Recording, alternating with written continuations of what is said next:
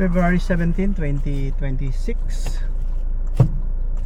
Masyal ako dito sa kaibigan ko na Tokayo, yung Bebot Tamayo Welding Machine Shop, Welding Shop.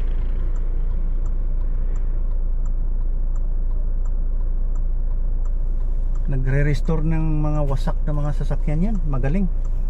Galing sa abroad. Umuwi. Expert siya sa bodybuilding ng mga sasakyan. Bebot Tamayo. O yan. Ang mga sira na sasakyan dito, tingnan mo.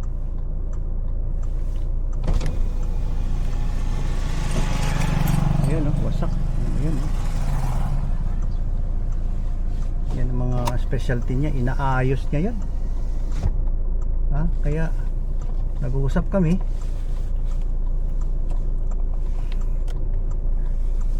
Mga problema, gastos, malaking gastos. Ayan o, conquest pa nga ito eh. Ayan o, conquest o. Wala. Umiyak yung round ball ng Santo Niño. Binangga niya sa round ball ng Santo Niño, South Cotabato. Ha? Mahirap ano? Pag may sasakyan ka, kaibiganin mo. If you love yourself, love your cars and properties, hindi biro yung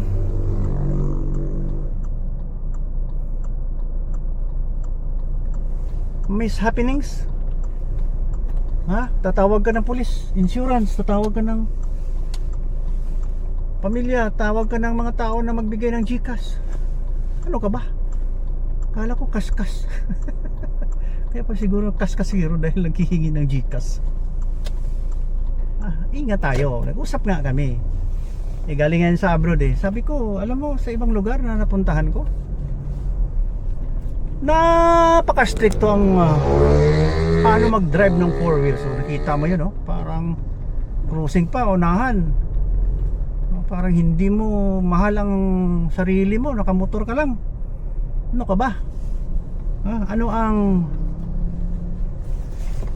ang crash guard mo? Ulo mo? Katawan mo? Wasak. Sira ulo ka yata eh. Ingat tayo. Kahit na itong 4 wheels, may bumper, pero ang repair. Kaya sabi ko, tatawag ka ng pamilya. Tatawagan mo yung close sa'yo. Umutang. Napakawalang hiya. Buti sana kung marami kang pera. Pero mayroon dyan sa kilala ko, daming pera. Pero sinabon sa kanya ama.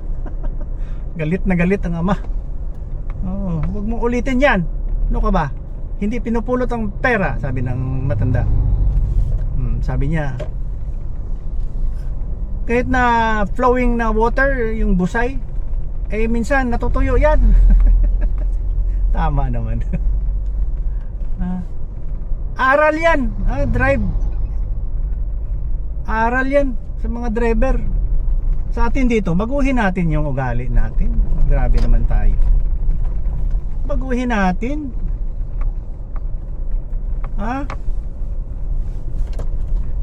Ano kaya ang gagawin? Maganda.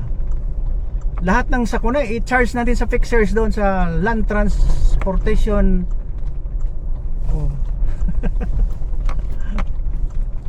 Order. Fixer. Under the table. Sa ibang bansa totoo, 4 wheels ka, manigas ka muna. Written, practical. Pasar ka. Sa atin dito, kahit motorcycle lang, professional driver na, motorcycle lang alam. Paano yan?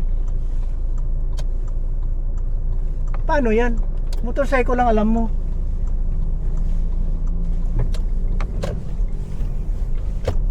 Professional ka na.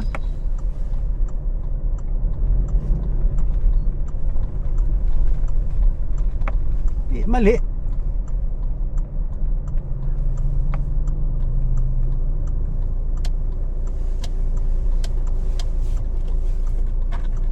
Professional.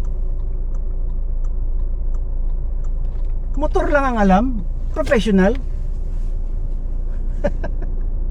Pilipinas, bangon. Ha? Mali yata ang pinagmula natin, no? Yung simulain.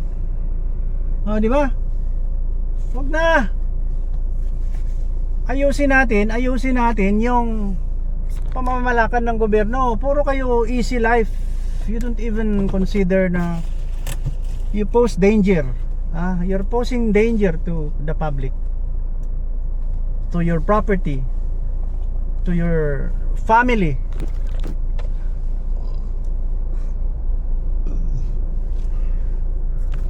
Risk. Ano ka? Threat ka sa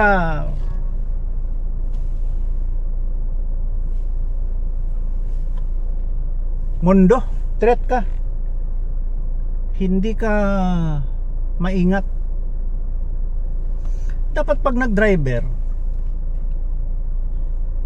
siyempre may clearance lahat. Doktor, maliwanag ang mata, medyo matalino. Hindi yung nakapagpatakbo lang, professional na. Kaya maraming hindi nag-iingat dahil itong mga minivan ngayon, bilib na bilib dahil mabilis. Wasak naman kahapon, February 16 kahapon, doon sa Pulumulok, minivan ang bilis-bilis. Nag-brake yata yung truck, di lumusot sa ilalim. Kawawa yung minivan, wasak yung sungay.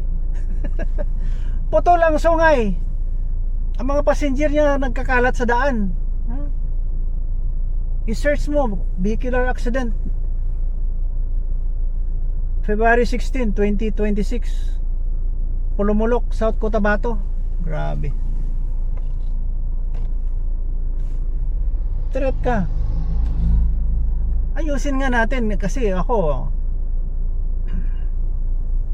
nandito lang ako para mag-remind, no? Wala naman akong business na I don't earn money about my blog or my wisdom.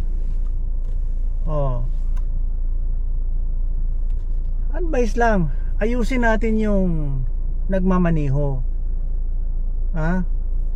Bigyan ng aral, bigyan ng magandang payo. The best technique, the best driving skills, attitude.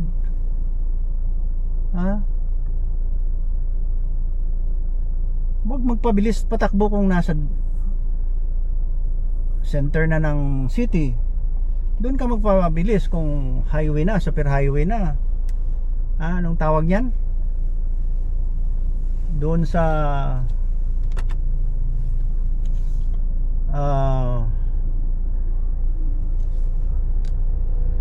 exclusive para sa sasakyan.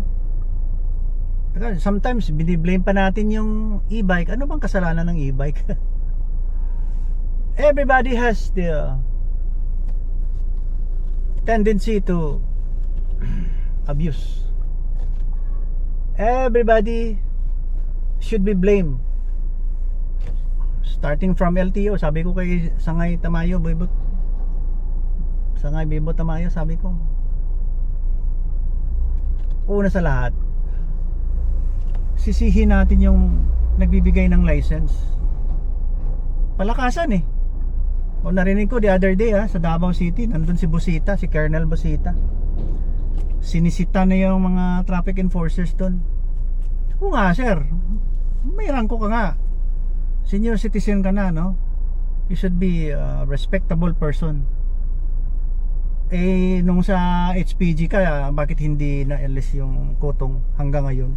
Dapat inalis yung kutong. Wala kutong. Ito, sundin na lang natin yung ibang bansa. Hindi ko sabihin kung saan. Walang kutong doon. If you try to bribe the officer, you'll go to jail. Ayaw nila ng sideline na hindi maganda. Ang tawag niyan. On top of your salary, mayroon kang racket. Ayaw nila ng ganun. Nahihiya sila sa pamilya nila. Kayo, nahiya ba kayo sa family niyo na pinapakain galing sa kutong? Galing sa nakaw? Pare-pareho lang kayo eh. Lahat, halos ng politician ganun eh. Nabubuhay sa kutong, sa SOP. Walang mangyayari sa mundo natin. Wala. Talagang wala. Nasa garbage tayo. We don't deserve a good nation with that kind of attitude. Bad attitude. Okay, driver kayo Kaskasiro, maghihingi lang pala ng GCash. Wala naman palang ibabayad sa hospital. Doon sa village, nilagyan ko ng 10 kph, 15 kph. Lalagay uli ako ng tarpaulin doon. K, kalangitan. P, purgatorio. H, hospital. Okay, 10 kph, kalangitan, purgatorio, hospital. Pumili ka. Bye-bye na. God bless you and keep you. God shines His face on you and be gracious unto you. God turns His face upon you and give you peace in Jesus' name. Amen. Righteous, lang tayo. Counselor. Wala namang mawawala kung righteous tayo. Yan ang pinakamaganda. Minsan left the group, hayaan mo na. If you don't want to learn from somebody, if you want to learn from other people, knowledgeable people, hindi naman ako nagsasabi knowledgeable ako, pero my hats off talaga sa kay mga author na binabasa ko, si The Power of Positive Thinking kay Norman Vincent Peale. Galing. Doon ako nagbago. Naka 180 degrees turn ang buhay ko nung nabasa ko. Dati wala akong direksyon eh. Salamat sa mga knowledgeable people. Bye bye. We lift you up, and God will make a way where there's